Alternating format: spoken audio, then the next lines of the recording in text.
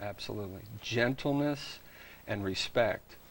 Immediately I think of Proverbs, I think it's 24, a soft answer turneth away wrath. It's not enough just to have the truth, but we also have to learn how to share the truth with respect and with meekness. One of the things that we're doing at Catholic Answers, we're kind of shifting our focus a bit. We've kind of been known, as you know, for responding to quasi-Christian sects and fundamentalists and such. But we really, to go back to that 1 Corinthians 9:22, we're trying to really broaden our scope in a directed sort of way toward our atheist friends, agnostics, people of other world religions as well. And as I mentioned to you, I just put out a new DVD. Yeah. What's the name of the new that. DVD? Yeah, it's called Why Be Catholic, and it will be released in 2 weeks, but we're taking pre-orders right now. And it's a talk where I start with someone with no faith, demonstrating the existence of God, the immortality of the soul, natural law, natural religion, leading up to Jesus Christ as a historical person, how he demonstrated who he was through the fulfillment of prophecy and miracles, leading all the way to the Catholic Church. And really, that DVD, I'm hoping, is going to be sort of a springboard into a lot more product from Catholic Answers. And you've already seen it if you've been reading This Rock magazine. Our editor, Sherry Peacock, who is the best, has been doing a lot more, inviting authors to tackle issues like creation versus evolution. Right. We're really at a point in our culture where we're basically a neo-pagan culture. We've left our Christian roots, and we, as Catholic Christians, really need to engage. I wanted to make sure you clarified that for the audience because, hey, let's face it, for the last how many years, as long as it's been publishing, there's probably been books on why be Catholic. I mean, there's been hundreds of them. That's right. Right. So in one sense, why another? And it's because of the cultural issues. Absolutely. Cardinal Ratzinger's book, Masterpiece, In the Beginning, he talks about, and I mentioned that neo-paganism, how that, in a certain sense, we are encountering the same thing the final redactors of the Pentateuch were encountering in the 6th century BC when they had been taken into captivity by the Babylonians, which, of course, the Enuma Elish and such would have been, if there were television, it would have been on the air all the time during that period. And the Enuma Elish, of course, has a view of cosmology where you and I come from, the god Marduk fighting against the dragon, cuts the dragon in half. Half the dragon becomes the heavens, half becomes the earth. The blood of the dragon becomes us. See, the universe was formed in chaos and in violence. Chance, as Cardinal Ratzinger points out, this is what has been reborn in the modern materialist evolution movement, where we're being taught, and our kids are being taught in schools, that you are the result of nothing but chaos and chance and violence. And this is what is springboarding our culture into a chaotic state. We as Catholics have the answer. That's what I'm talking about in this DVD, Why Be Catholic? It's responding to folks, we hope, right where they are in the culture in which they live. Leo X warned, right? Beginning of the 20th century, modernism, that this is where it would go, and he was warning. And it's just come. Pope Leo XIII, absolutely. Oh, Leo XIII and Pius X. I meant Pius X, that's what I meant, I'm sorry. Absolutely. Right, yeah. And they were warning it, it was there, we've been pre-warned, but the 20th century had so many distractions, if you want to say it. Wars, horrible things. And it led to despair in so many ways with people who gave up.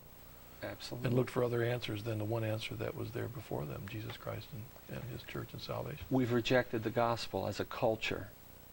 And just as individuals, you and I, Marcus, as individuals, are bound by the moral law. I talk about this as well in the DVD. All of us as individuals are bound by the moral law, whether you're Catholic or not. Thou shalt not kill is not a Catholic-only law, right? We are all bound. Well, nations, cultures. John Paul II points out in Evangelium Vitae, his masterpiece encyclical on life, cultures and governments are bound by the moral law as well. And when we as governments reject God, which is what we are doing with abortion, with euthanasia, with embryonic stem cell research, cloning, and now so-called homosexual marriage, we are rejecting God corporately, and we are reaping the whirlwind as a result. But we have to remember as Catholics, 1 John chapter 5, verse 4, St. John tells us, this is the victory that overcomes the world, even your faith. Our faith is greater. Greater is he that is in us, 1 John 4:4, than he that is in the world. I think a vivified faith in the lives of us as Catholics will be the vehicle whereby we can bring sanity back to this culture. Well, even Jesus, though, said, when he's telling them to go out and save the world, he says you begin in Jerusalem, Yes. right? Judea, Galilee, you work outward. Yes. So you begin right where you are. When you're teaching them apologetics, you're teaching Catholic individually right where they are. That's their mission field to begin with. And then if they have the calling, to start spreading that out.